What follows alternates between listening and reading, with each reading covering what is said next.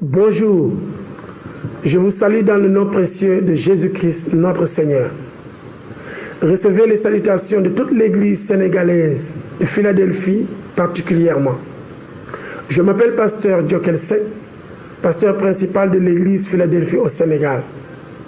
Vous avez les salutations de Eric, Toumio et sa famille, sa femme Issouk et tous les collègues pasteurs. Que le Seigneur nous bénisse.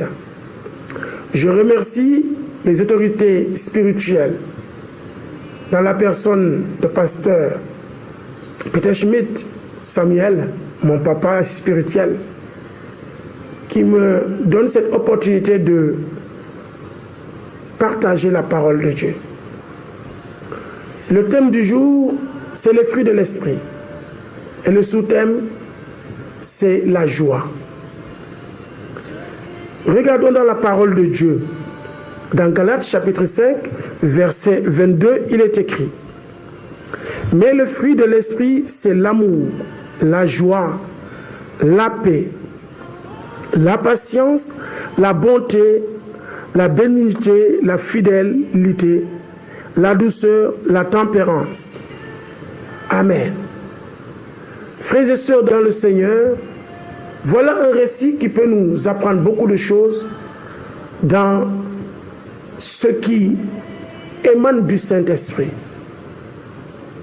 Le Saint-Esprit a des fruits. Selon ce passage, c'est un cocktail de fruits que nous voyons ici. Mais comme je l'ai dit tout à l'heure, nous parlons de la joie.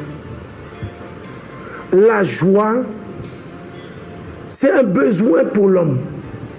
Et le Seigneur est au courant de cela, de ton besoin, de notre besoin. Nous savons une chose. Aujourd'hui, beaucoup meurent par manque de paix et de joie. Aujourd'hui, tout le monde est à la quête du bonheur. D'ailleurs, le monde est assoiffé de bonheur. Et il y a beaucoup de choses que le diable propose au monde. Mais le vrai bonheur, où est-ce qu'il est? La vraie joie, où est-ce qu'elle est? Selon la parole de Dieu, ça vient de l'Esprit de Dieu. C'est un fruit. Qui parle de fruit, parle d'un processus. Ce n'est pas quelque chose que tu peux avoir automatiquement de toi-même. Et ce qui me touche dans ce passage, c'est que la joie vient du Saint-Esprit, c'est le fruit de l'Esprit. On n'a pas dit le fruit d'une église. On n'a pas dit le fruit de quelqu'un d'autre, mais de l'Esprit. Comme si l'Esprit était un arbre. Comment pouvons-nous recevoir cette joie? Oui, la joie de l'Esprit est différente de la joie de ce monde. La joie de l'Esprit est inconditionnelle. Nous la recevons par l'amour de Dieu.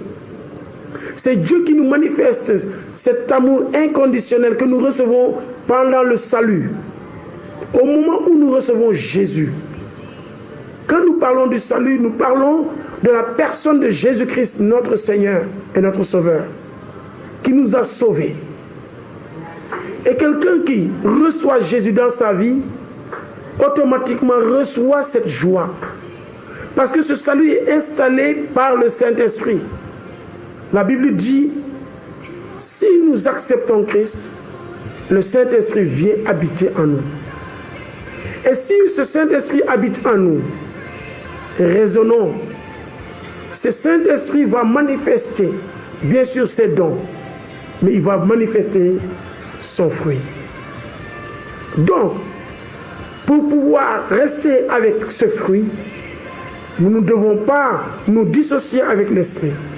Nous devons avoir une intimité avec le Saint-Esprit. Oui, cette intimité avec le Saint-Esprit nous donnera plus de chances d'avoir tous les jours cette joie inconditionnelle qui ne dépend pas des choses extérieures, qui ne dépend pas des choses que nous avons ou que nous n'avons pas. Ça dépend de l'Esprit lui-même. Ça vient de l'Esprit. Ayons une intimité avec le Saint-Esprit, et le Saint-Esprit lui-même va manifester son fruit, et cela sera à notre bénéfice. Il y a beaucoup de personnes qui le cherchent avec leur propre force, et ils ne l'auront jamais. Parce que tu n'es pas l'Esprit. Tu n'as pas cette joie magnifique, cette joie inconditionnelle. Nous n'avons que des joies éphémères. Cette joie qui ne dure pas. Quand on te donne un cadeau, tu es joyeux. Une fois que tu n'as plus ce cadeau, ta joie dessèche. Ce n'est pas le cas. Et la parole de Dieu nous dit, par Jésus-Christ dans Jean chapitre 15, verset 11, « Je vous ai dit ces choses afin que ma joie soit en vous et que votre joie soit parfaite. » Jésus a envie que nous puissions avoir cette joie parfaite. Cette joie qui est dans notre cœur par le Saint-Esprit. Comment garder cette joie? Nous savons que le salut nous donne la joie. Nous savons que le pardon nous donne la joie. Nous savons que le Saint-Esprit nous donne sa joie. Et Jésus nous dit, il nous donne sa joie et il veut que cette joie soit complète. Si nous regardons dans le psaume chapitre 1, verset 1, il est écrit, « Heureux l'homme qui ne marche pas selon le conseil des méchants, qui ne s'arrête pas sur la voie des pécheurs et qui ne s'assied pas en compagnie des moqueurs, mais qui trouve son plaisir dans la loi de l'Éternel et qui la médite jour et nuit. Il est comme un arbre planté près d'un courant d'eau qui donne son fruit à sa saison et dont le feuillage ne se flétrit point, tout ce qu'il fait lui réussit. » Alléluia. Voilà la joie qui est imagée comme un arbre qui donne son fruit. Mais oui, il dit, heureux l'homme qui ne marche pas selon le conseil des méchants. Cela dit que celui qui est méchant peut être privé de cette joie. Heureux l'homme qui ne marche pas selon le conseil des méchants. La méchanceté. Nous ne sommes pas appelés à être méchants, frères et sœurs. La méchanceté te prive de la joie éternelle, de la joie du Saint-Esprit. Il dit, il serait heureux aussi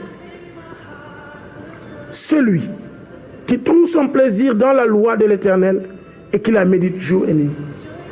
Cette intimité avec la parole nous donne la joie du Seigneur.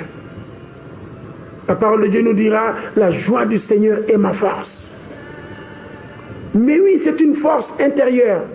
C'est une force qui peut nous aider à marcher malgré les épreuves, malgré les persécutions, malgré tout ce que nous pouvons avoir de l'extérieur. Cette joie ne tarit pas. Cette joie demeure. Et tant que nous demeurons en Christ, cette joie peut demeurer en nous. Et je le redis encore. Et je le redis. La joie du Seigneur ne dépend pas des circonstances. La joie du Seigneur ne dépend pas d'une maladie. La joie du Seigneur ne dépend pas de ce qui se passe à l'extérieur. La joie du Seigneur dépend du Seigneur. Il dépend de l'amour du Seigneur. Ça dépend de l'intimité que nous avons avec le Seigneur. Ça émane du Saint-Esprit, ça émane du salut, et tout cela nous donne une joie inconditionnelle. Gardons cette joie. Comme il est dit ici, avec la parole de Dieu, si nous la méditons, nous pouvons garder cette joie. Il est écrit aussi, c'est comme un arbre qui donne son fruit à sa saison et dont le feuillage ne flétrit point, ne se flétrit point, tout ce qu'il fait lui réussit. Nous sommes près de l'eau, l'eau de source, l'eau de vie. La parole de Dieu nous le dit. Donc, frères et sœurs, je vous appelle à accepter Jésus pour avoir cette joie inconditionnelle, cet amour inconditionnel, cette joie qui émane du Saint-Esprit. C'est la personne du Saint-Esprit qui nous le donne. qui parle d'un fruit parle d'un processus. Ça prend du temps pour avoir un fruit. Tu dois prendre du temps avec le Saint-Esprit et le Saint-Esprit se manifestera s'il est à l'aise dans ta vie, dans ma vie. Il manifestera. Il ne tardera pas à manifester son fruit. Que Dieu te bénisse, que Dieu nous bénisse.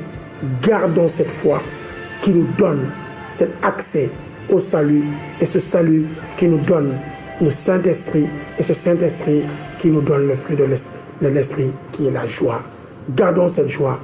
La joie du Seigneur est notre force. Que le Seigneur vous bénisse. À la prochaine. Amen.